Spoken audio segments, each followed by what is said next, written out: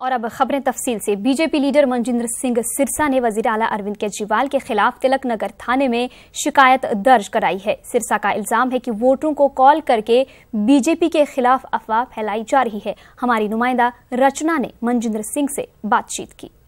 अकाली विधायक मनजिंदर सिंह सिरसा ने दिल्ली के मुख्यमंत्री अरविंद केजरीवाल के खिलाफ शिकायत दर्ज करवाई है। पूरे मामले पर हमारे साथ बात करने के लिए मौजूद है मनजिंदर सिंह सिरसा।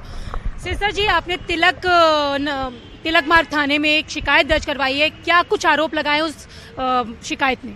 तिलक नगर पुलिस स्टेशन में मेरे वोटर को मैंने मुकदमा दर्ज कराया है कि मेरे वोटर जितेंद्र सिंह को और दूसरे सुनील को आम आदमी पार्टी की तरफ से फ़ोन आता है और वो ये कहता है कि मैं आम आदमी पार्टी अरविंद केजरीवाल जी के ऑफिस से बोल रहा हूँ। आपकी वोट बीजेपी वालों ने कटवा दी थी, आपका एमएलए आपकी वोट नहीं बचा पाया, लेकिन अरविंद केजरीवाल जी ने आपकी वोट वापस बनवाई है, बचाई है, इसलिए आप इस इलेक्शन में अरविंद केजरीवाल जी को वोट डालना।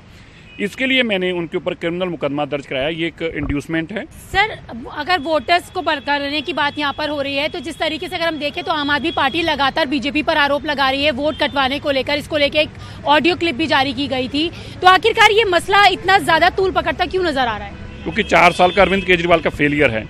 अब उसको लगता है कि मैं कौन सी ऐसी बात करूं। जैसे पहले कहते थे दिल्ली के लोग कह रहे हैं 51% अरविंद केजरीवाल को वोट डालेंगे, गोवा के लोग कह रहे हैं 51, तो सब फेल हो गया।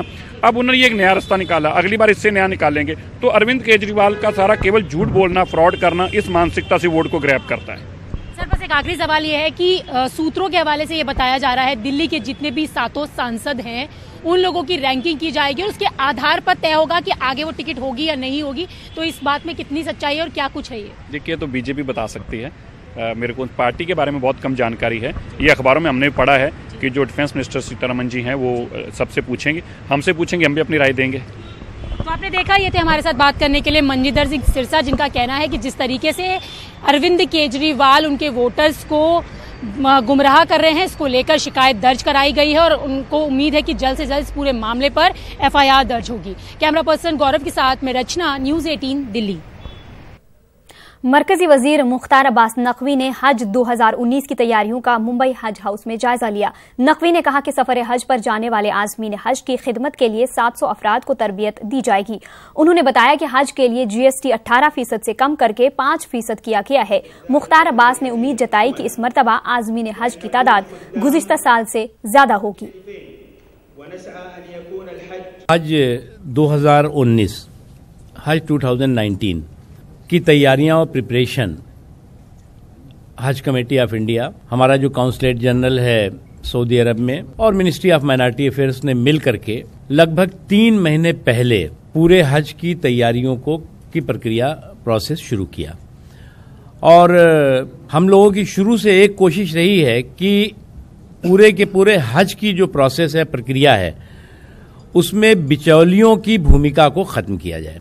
और बिचौलियों की भूमिका को खत्म करने का जो प्रोसेस हम लोगों ने शुरू किया है, उसका नतीजा है सब्सिडी के खत्म होने के बावजूद भी हज यात्रियों पर कोई भी नाजायज बोझ नहीं पड़ने दिया गया।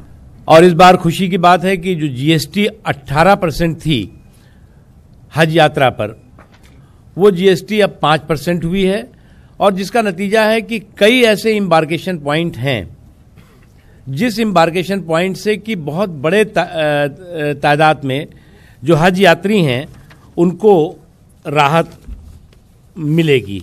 इस बार जो है वो 21 एम्बार्केशन पॉइंट से हज यात्री जा रहे हैं, जिसमें कि एक नया एम्बार्केशन पॉइंट जोड़ा गया है, वो कालीकट का। और इस बार जो है वो जो प्राइवेट टूर ऑपरेटर्स हैं उनको भी प्राइवेट टूर ऑपरेटर्स की नई पॉलिसी हमने इस बार अनाउंस किया है। वजारत फ़रोग़ इंसानी वसाइल के जरिए मदरसा जदीद कारी स्कीम के तहत उस्तादों की तनख्वाहों में इजाफा हो सकता है। प्रोजेक्ट अप्रूवल बोर्ड में सैलरी बढ़ाने की मंजूरी दे दी गई है। इस स्कीम के तहत टीचरों की तनख्वाहें 6,000 से 10,000 और 12,000 से 18,000 तक बढ़ सकती है। मदरसा टीचरों की बकाया तनख्वाहों के मामले पर भी जल्द मीटिंग होगी। ये इतलात प्रोजेक्ट अप्रूवल बोर्ड के रुकन शाहिद अख्तर ने मरकजी वजीर प्रकाश जावड़ेकर से मुलाकात के बाद दी है। हमारे नुमाइंदे खुर्रम शहजाद ने शाहिद अख्तर से बातचीत की। वजारत फ़रोग़ इंसानी वसाइल की स्कीम मदरसा मॉडर्नाइजेशन को लेकर के नई गाइडलाइंस जारी की गई थी, लेकिन उसको लेकर के कई तरह की बातें सामने आ रही थी। हमारे साथ इम्प्लीमेंटेशन कमेटी के मेंबर शाहिद अख्तर साहब हैं। शाहिद साहब, किस तरह की दिक्कत थी? आज आपकी मुलाकात भी हुई, क्या बातें आपने रखी हैं वजारत के सामने? देखिए, उत्तर प्रदेश मदरसा कमेटी के लोगों ने एक रिप्रेजेंटेशन मुझे दिया था और खास करके उनके जो माइनॉरिटी डिपार्टमेंट के डायरेक्टर हैं, मेरी उनसे बातचीत हुई थी। लास्ट जो प्रोजेक्ट अप्रूवल बोर्ड की जो मीटिंग हुई थी उसमें जिस तरह का जो इम्प्लीमेंटेशन 60 और 40 का जो केंद्र के तरफ से 60% और जो राज्यों से 40% का ये रखा गया था कि special provision for quality education in मदरसा में जितने भी मदरसा आते हैं उनके टीचर को पेमेंट उस हिसाब से किया जाएगा। लेकिन आ रही दिक्कत इसलिए इसको जो 16-17 के लिए भी इसको रखा गया, जो पुरानी जो पैसा जो अभी तक मिनिस्ट्री से नहीं रिलीज हुए थे उसमें भी इसको रखने से क्या हुआ कि अभी जो सरकारें हैं वो सरकार क्या है कि उनको फिनांस कमेटी से अप्रूवल लेना होता है 40% के लिए। तो ये कहीं से भी ये प्रपोजल फिर हम लोग सैंक्शन करने के बावजूद भी जो 400 करोड़ रुपीज हम लोगों ने सैंक्शन किया, लेकिन किसी स्टेट को हम लोग पैसा नहीं दे पाए। कारण इसका कि कोई भी अपना यूटिलाइजेशन सर्टिफिकेट जो भी है वो कोई भी स्टेट केंद्र को नहीं दे सका सेंटर को। तो ये दिक्कतों का सामना सभी जगह पे करना पड़ा और मदरसा टीचरों को, खास करके उत्तर प्रदेश के मदरसा टीचर ने यहाँ पे एजिटेशन भी किया जंतर मंतर में। तो इन सबों को देखते हुए मिनिस्टर से मेरी मुलाकात हुई। मिनिस्टर को मैंने कहा कि अगर जो पुराने जो 16-17 और 15-16 के जो पैसा प्रोजेक्ट अप्रूवल बोर्ड से जो रिलीज हुए हैं उनको जो पुराने जो 100% जो हम लोग करते थे अगर उसको वेव ऑफ कर दिया जाए 40% को तो ये बेहतर रहेगा। तो मिनिस्टर ने इन बातों को सुना है और मुझे लगता है कि अधिकारियों के साथ में वो जल्दी मीटिंग करने जा रहे हैं। और मीटिंग कर बात बताइए कि अभी जो 60-40 की बात हो रही है तो ये पुराने पैसे में चेंज कर रहे हैं, क्या नई जो गाइडलाइन आई है, क्या नई जो स्कीम रहेगी आगे, क्या उसमें कुछ चेंज आएगा? देखिए, नई जो गाइडलाइन है, मैं तो ऐसा चाहता हूं कि नई गाइडलाइन में भी जो सेंटर का जो पैसा जो जाता था वो पहले जिस तरह से जो गाइडलाइन तो वही गाइडलाइन रहे, क्योंकि वो गाइडलाइन नई गाइडलाइन जब बनाना है तो पहले स्टेट से एक बार स्टेट कमेटी के जो लोग हैं उनसे अप्रूवल लेना चाहिए। अभी आप बता रहे थे कि पैसा बढ़ाने की भी बात हुई है, तो कितना पैसा बढ़ाया जा सकता है खासतौर से सैलरी को लेकर के, क्योंकि काफ़ी कम सैलरी पर ये टीचर्स काम कर रहे हैं और बकाया भी इनका काफ़ी लंबा हो गया है? देखिए, बकाया का तो सबसे पहले है कि वो रिलीज जल्द से जल्द हो, ऐसा हम लोग चाहते हैं। और खास करके जो पैसा जो अभी 6,000 10,000 रुपीज ये जो अभी मिल रहा है, 12,000 रुपीज अभी जो मिल रहा है उसको हम लोग 18,000 करना चाह रहे हैं और दूसरे वाले को जो मिडिल मदरसा वाले जो है उनको हम लोग 10,000 करना चाह रहे हैं या 12,000। हम लोग का तो ऐसा डिमांड है कि जो एज पर दी जो टीचर्स लोग को जो पेमेंट मिलता है उसमें वही उनको एक समान जो है सैलरी उनको मिले, लेकिन कम से कम इतना पैसा तो उन लोगों को मिलना चाहिए जिससे कि टीचर भी उनको ठीक ढंग से पढ़ा सके और उनका भी एक सम्मान बना रहे। बहुत बहुत शुक्रिया। तो ये थे शाहिद अख्तर साहब जो बता रहे थे कि जल्द ही जो सैलरी जो है वो बढ़ाने की जो है एक तरह से कार्रवाई शुरू हो गई है। साथ ही साथ हम कह सकते हैं कि जो पैसा जो जारी होने की बात है उसको भी उम्मीद की जा रही है कल होने वाली मीटिंग में जो है इस मसले को उठाया जाएगा और जल्द ही ये मसला भी हल हो जाएगा। कैमरामैन प्रकाश गुप्ता के साथ खुरम शहजाद, न्यूज़ 18 दिल्ली। रायदही के इस्तेमाल का हक हिंदुस्तान में रहने वाले हर शख्स को हासिल है, लेकिन इसका गलत इस्तेमाल करने पर 6 महीने की सजा हो सकती है। 2 वोटर कार्ड इस्तेमाल करने को लेकर सुप्रीम कोर्ट में अर्जी दाखिल की गई थी। मजीद तफसीलात के लिए हमारे नुमाइंदे सुशील पांडे ने एडवोकेट हुड्डा से बातचीत की। 2 वोटर कार्ड बनाने का मामला फिलहाल सुप्रीम कोर्ट पहुंच गया है और सुप्रीम कोर्ट ने इस याचिका पर सुनवाई करते हुए चुनाव आयोग, राजस्थान सरकार, इन तमाम लोगों को नोटिस जारी कर जवाब मांगा है। क्या है ये याचिका और इस मामले में क्या कुछ चीजें आज हुई हैं? हमारे साथ मौजूद हैं एडवोकेट साहब। सर, क्या ये पूरा जो मामला था वो आप फिलहाल सुप्रीम कोर्ट लेकर पहुंचे हैं और सुप्रीम कोर्ट ने भी कहा कि काफी इंटरेस्टिंग ये मामला है, इसको सुनने जाना चाहिए। जब एक आदमी एक जगह से दूसरी जगह माइग्रेट करता है तो उसका नाम वहाँ के इलेक्टोरल रोल्स में भी रहता है और वो नई जगह भी अपना नाम जुड़वा लेते हैं। इस प्रक्रिया में हर आदमी को एक फॉर्म भरना पड़ता है, उसमें एक डिक्लेरेशन होती है। एक डिक्लेरेशन ये हो सकती है कि भी मेरा कहीं और नाम नहीं है, अब मैं यहाँ रहता हूँ और यहाँ की इलेक्टोरल रोल में मेरा नाम जोड़ दिया जाए। यदि ये डिक्लेरेशन झूठी है तो उस आदमी को 6 महीने तक की सजा का प्रावधान है election representation of people act के तहत। दूसरी डिक्लेरेशन ये हो सकती है कि भाई मैं पहले मेरे गांव में रहता था, वहां पे मेरा नाम था, लेकिन अब मैं शहर में आ गया हूं, मेरा नाम वहां से काट दिया जाए और यहाँ की इलेक्टोरल रोल में जोड़ दिया जाए। और इसके बावजूद उसका नाम दोनों जगह रहता है, तो ऐसे में इलेक्शन कमीशन के जो अधिकारी हैं उनके खिलाफ मुकदमा चलाने का प्रावधान है और उसमें कम से कम 3 महीने की सजा का प्रावधान है। तो ये प्रक्रिया है जिसकी वजह से एक आदमी के 2 जगह वोटर लिस्ट में नाम आता है।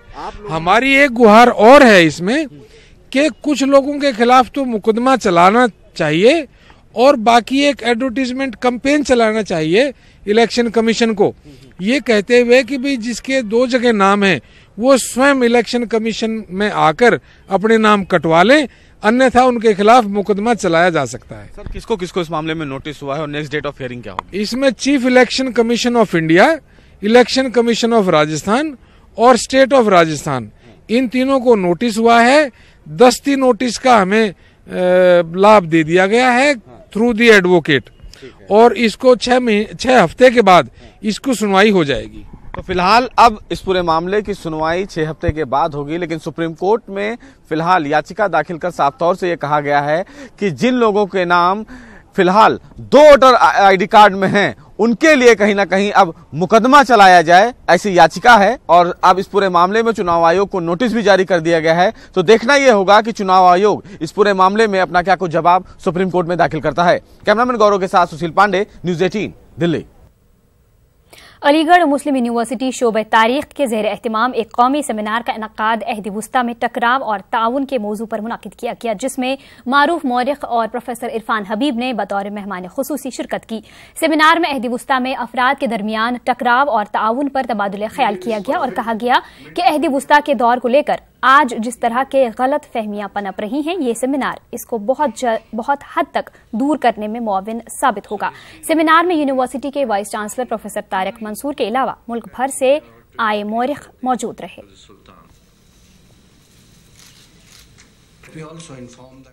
रिलायंस जियो के 4G वोल्टी फीचर फोन जियो फोन पर अब सार्फिन IRCTC की रेल टिकट बुक कर सकते हैं। इसके लिए रिलायंस जियो ने जियो रेल नाम से एक खास ऐप लॉन्च किया है। जियो रेल ऐप अभी जियो और जियो फोन 2 के सार्फिन के लिए ही दस्तयाब है। इस ऐप के जरिए ticket cancel, PNR status, train schedule, train routes और सीट की दस्तयाबी की जानकारी मिल सकती है। आने वाले दिनों में PNR status, change alert, train locator और फूड ऑर्डर देने की सहूलत भी हासिल होगी।